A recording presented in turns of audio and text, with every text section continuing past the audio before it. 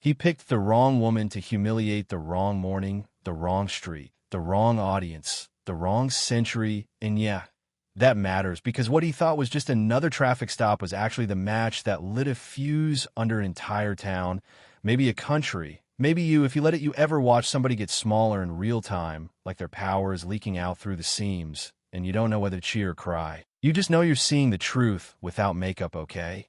Lean in, don't blink, because by the end of this, the badge won't be the shiniest thing on the screen, the courage will be. Morning in Alder Creek looked like a postcard, dew on the lawns, sparrows daring each other from maple to maple. The sky washed clean like somebody had wiped it down with a blue cloth. You know what I mean? Officer Derek Mallory rolled slow down Hawthorne Avenue. Mirrored shades, perfect crease in the uniform. The kind of guy who likes a reflection more than he likes a conversation, steering one-handed. Believing he was the final word in a town that didn't use many words at all. Red hatchback at the curb. Engine just cut. A bouquet on the passenger seat. A brown paper bag tucked beside it. Driver's hands resting high on the wheel like a prayer offered to no one in particular. Kira been early 30s, twist out under a neat hedge wrap. Red blouse like a flag she didn't ask to carry, had just dropped a care bag for a neighbor fresh out of surgery, and was about to pull into traffic when the lights licked across her rear view. Blue, red, that old familiar siren without the sound. Tap tap on the glass, two knuckles, a little rhythm of control, license and registration. Monotone like a bored barista reading a menu. Kira rolled the window, slow and open, hands always visible, every move narrated out loud because survival is a language you learn early and never forget. Officer, may I ask why I've been stopped? No answer. Just the questions that say everything without saying it. Is this your car? You live around here? The jogger took his earbuds out. The dog walkers paused. A teenager in a navy hoodie angled his phone, casual like he was checking a text. Not history. Derek circled the car like it was prey. Not property. Grocery tote, coloring book, jacket, all of it suspicious because he decided it was. He peered at the paper bag, at the bouquet, at the woman who didn't look scared enough to make him feel big. Mind if I look inside? I don't consent to a search without cause, sir. Measured, respectful, firm. And the way his mouth tightened said the truth out loud. The thing he needed wasn't probable cause. It was permission to perform. Backup slid in quiet. Lights off. Doors open. Rookie Jake Turner, jaw trying to be older than 25, and Officer Nora Diaz, the only Latina on day patrol this week. Eyes alert, taking in the crowd, as if each witness had a heartbeat. She could hear secondary search. Derek announced too loud for the audience, for the phone cameras, for the story he was already scripting. Kira's purse upended on a hot concrete lip balm. Devotionals, a single house key, nothing but a life lived largely and clean. Then the trunk, and when he lifted out a lug wrench like a trophy, the air changed. Weapon, he said, grin thin as paper. That's for my tire, Kira answered. Voice level, you could thread a needle on it. Jake hesitated. Everyone has one of those, Sarge, but Derek had already chosen his ending. Click the cuffs, the public staging, the posture for the crowd. Click a photo snapped into the private department group with a caption about a threat off the streets.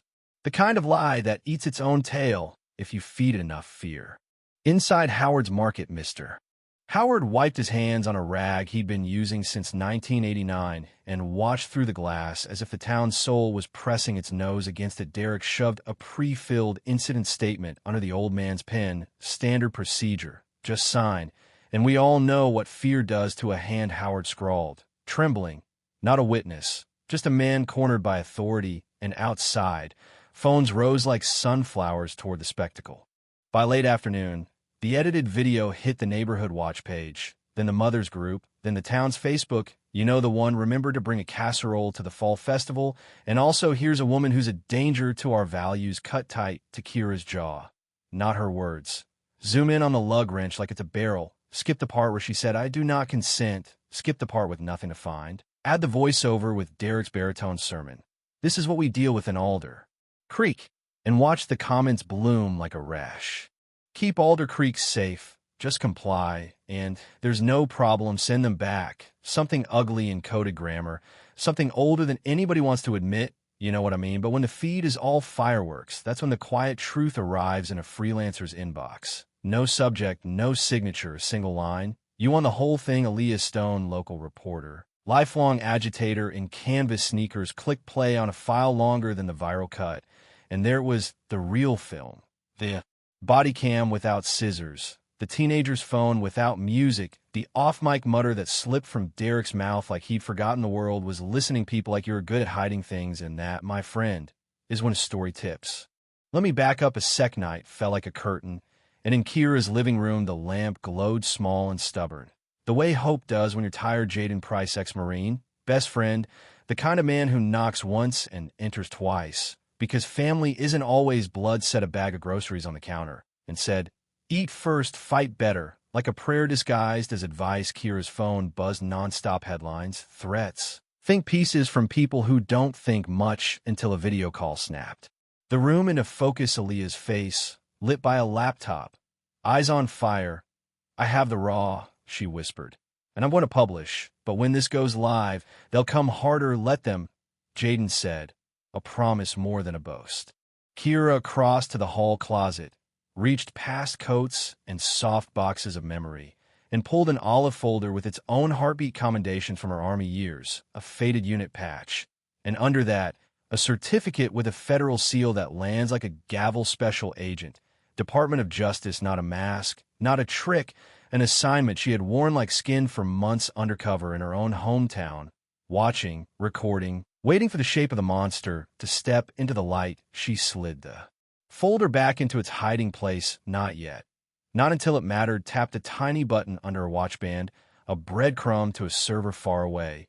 Just in case, then exhaled slow, shoulders square, the way you do when the plan is finally louder than the fear. Across town, the fluorescent hum of the station made night feel like an interrogation. In the captain's office, Derek's jaw flexed while Captain Roy Crow chewed antacids like penance. Rookie Jake stared at a report he didn't want to sign. Nora leaned on the door jamb, arms crossed, so tight her muscles had arguments with each other. "We tidy this up tonight," Crow said. And the way he said it told you this wasn't the first time the broom came out. After dark, old bus photos, pulled from archive. A baggie pasted into a file where oranges had been, field test positive, typed like a spell, the kind that turns a lie into a record. Jake's pen hovered, skittered, surrendered, and then Nora, eyes bright with something like a decision, slid a flash drive into the back of the desktop and copied the untouched body cam before the stain could spread. She walked out with a fist in her pocket. Not just plastic, but proof. 3 a.m., Alder Creek Park, mist lifting off the grass like secrets. Jaden on the perimeter, scanning. Kira inside the halo of a street lamp, steady as a lighthouse. And Nora stepping into the circle with the drive. Words stuck to her tongue like gum. "I can't be part of this. Not another day." Take it, the fourth figure arrived without sound. Long coat, even longer calm. Joshua Reed, Federal, Kira's handler. The guy who never raises his voice because he never has to. "Tomorrow," he said, "we let them file the fake evidence. Then we show the country the original, in public, on screens. No more whispers." You could feel the plan click like a safety coming off. High noon.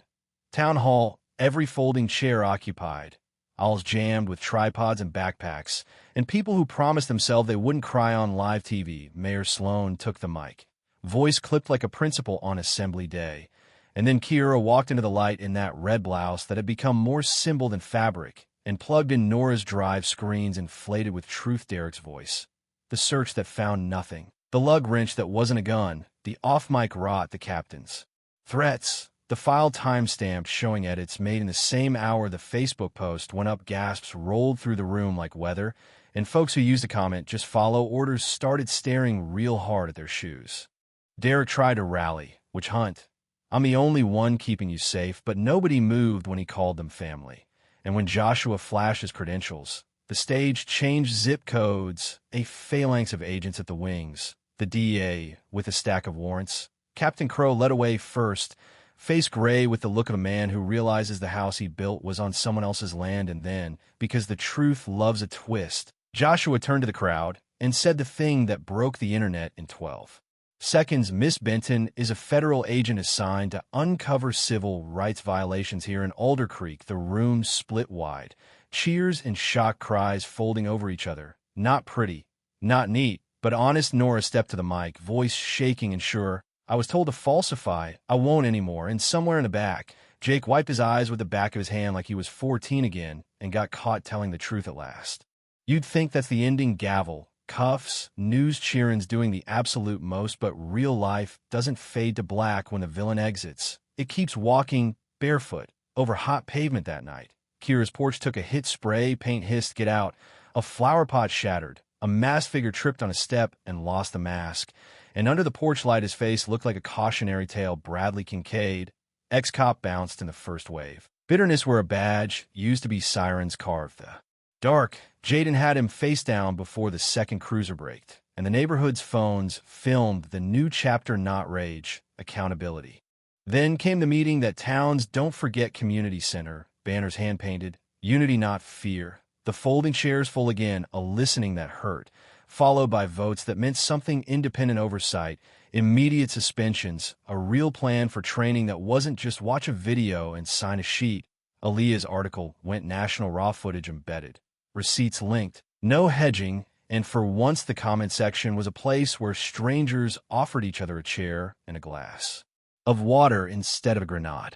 Weeks later, not months, not years, Alder Creek got loud in a different key, a vigil under string lights, and a new mural: Kira in bronze paint. Not as a saint, as a mirror, kids writing in chalk at the base, hearts and names, and "We belong." The police showed up in uniform but without armor, stood at the edges until the crowd waved them in. And Nora, now interim deputy chief because the town decided courage should come with a title sometimes, read a list of changes with her voice hitching on the ones that mattered most: transparent discipline, public dashboards, a citizens board with teeth. Howard from the market shuffled forward, eyes wet, hands steady. "I signed because I was scared. I'm sorry, I won't be that man again." And Kira hugged him long enough for the cameras to get bored and the people to believe it might be real. Let me back up a sec, because there's a detail you need: the teenager in the navy hoodie, the first witness, the one whose phone caught the line that cracked the dam. His name is Miles. He comes to every town meeting now, sits near the aisle with a notebook and a juice box like democracy is homework he actually wants to do. And when he got the mic at the vigil, he said, "I didn't know a video could save somebody. I thought it only got you likes." And the adults laughed and then didn't, because the joke had a spine. National reporters came and went. The headlines did their shine then shift routine. But Alder Creek kept doing the boring, holy work in between: audits, trainings, apologies, promotions that looked like the town they served. Kira took meetings with folks who swore her story gave them a spine where fear had been. Then she packed a carry-on because the fight had zip codes she hadn't walked yet. Federal assignment, 3 states. Messy as a junk drawer at the airport, kids from the high school handed her a beaded bracelet they made in homeroom blues and golds, and a tiny charm shaped like a flame, and she slipped it on like armor you can't see. And if you're asking whether Derek cried on the stand, he did. Whether Captain Crow blamed everyone, but the mirror absolutely. Whether Jake told the truth, even when it embarrassed him, yes. And he got to keep his badge after he earned it the hard way. Whether Nora slept easier some nights, not all, but enough to keep showing up. Whether Aaliyah kept receipts, always. Whether Jaden learned to put down the bags of groceries and let himself be the one taken care of for once. Give it time. So here we are, final scene, lights low, the park breathing, candles cupped against a soft wind. The mural's colors warm as skin. The choir hums a note that lives somewhere between a lullaby and a battle cry.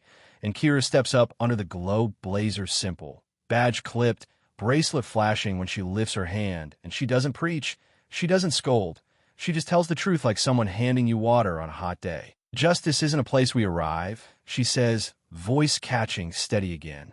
"It's a road we walk together, even when our feet hurt, even when the map is wrong. I was sent here to find what was broken. Turns out what we found was each other. You kept me brave. I'll carry Alder Creek wherever I go."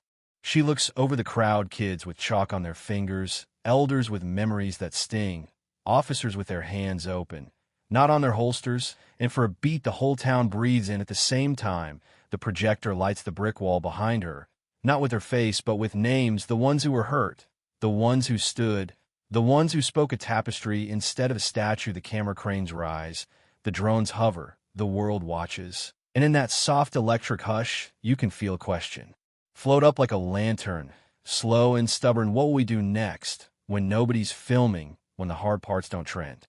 Yeah, that happened. It started with a stop and a lie.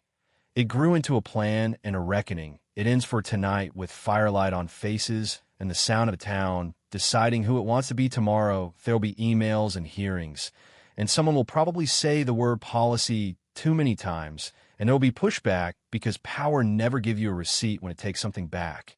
But courage has a way of multiplying when you pass it hand to hand, street to street, city to city. So, your turn if you've ever felt the weight of a badge used wrong, or the silence of a crowd that looked away, or the small, brave tug in your chest that says, "Not today." Drop your city below. Tell us how justice feels where you live.